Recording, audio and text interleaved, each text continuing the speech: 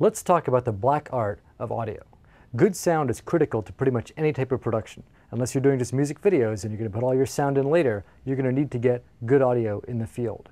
Whether that means interviews or dialogue for a narrative piece, you have to have good sound. Good sound won't save a bad shot, but bad sound will definitely ruin a good shot. One of the perhaps drawbacks of the 5D Mark II is that it has an 1/8 inch or mini jack input for audio. Now, 1/8 inch audio is pretty cheap. I mean, you can get a tie clip microphone like this one for about 30 bucks. You can get a little shotgun microphone with a mini jack end for a few dollars. But the problem is that the audio quality is not that good, and especially because of the signal to noise ratio, which I'll get into in a minute, here in the camera. So you really need to deal with professional audio if you want to do high quality video production with this camera. And maybe, unfortunately, but with audio, you tend to get what you pay for. When you're dealing with professional audio equipment, you know that you're dealing with something real because it's going to have an XLR connector. XLR's is 3-pin audio, and it's a universal connector for all kinds of professional audio equipment. Now, you automatically have a little bit of a problem because if you've got, let's say, a nice shotgun microphone like this one with an XLR end, and you want to get it into this camera, what do? There are a number of products out there that basically are little adapters. They'll adapt XLR inputs, 1 or 2, to a mini jack end, and you can plug it right in your camera. As we're going to see in a minute, a lot of those give you the same kind of noise as you would get with plugging in a regular mini jack microphone. So it's less than optimal. You also have options where you just have a little adapter cable, plug it in. Same issue. You can get a dedicated little unit. There are a few of them on the market that are specifically designed for this camera and to adapt XLR to mini. And that's great, I mean, if you want to do that. Personally, I like to have a lot more flexibility, which is why I recommend that what you do is what we've done in video and film for decades. You get a field mixer.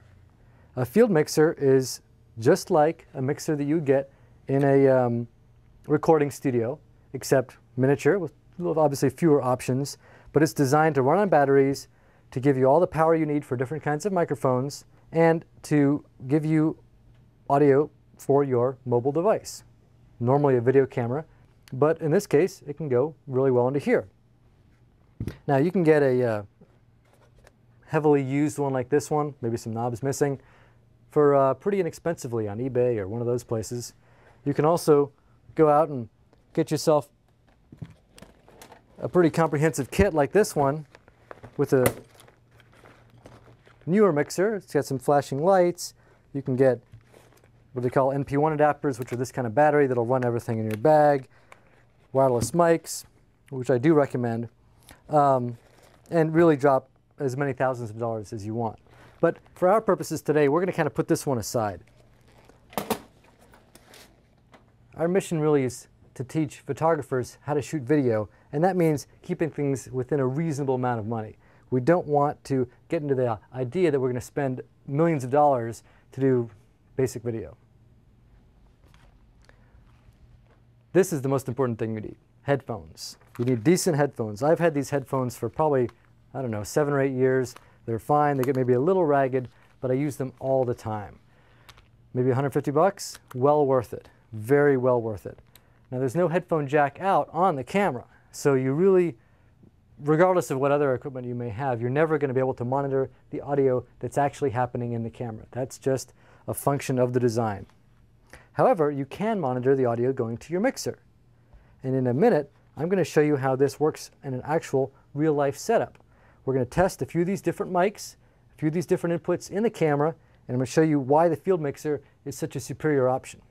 Before we get into that, I want to talk a little bit about different types of microphones. These are the types of microphones that you might be used to from karaoke night or maybe performing some music. These are basic hand mics. I'm not going to use a lot of technical terms and talk about pickup patterns. That's more for like a 200 level course. This is 101. I'm going to use lay terminology. All right, these are hand mics. For video production, you're not going to have too much use for them unless you're doing some kind of man on the street interview where you're going to stick a mic in somebody's face, which honestly is not the best way to do it either. This is a typical lavalier or tie clip microphone. I showed you this a minute ago. This is useful for situations like interviews. You can more or less hide it. I'm wearing one right now, semi-hidden. You can get fancy and really get moleskin and put it against somebody's skin and put it underneath on their shirt. Very fancy. This is a wired lavalier mic. This is a wireless setup for a lavalier mic.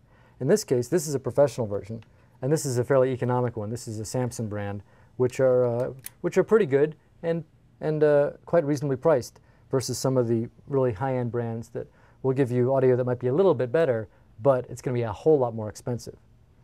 So with this kind of setup, you can put your mic on your person, have them walking anywhere away from the camera that you want, and you simply plug the receiver into your mixer, put the mixer into the camera, and you're good to go.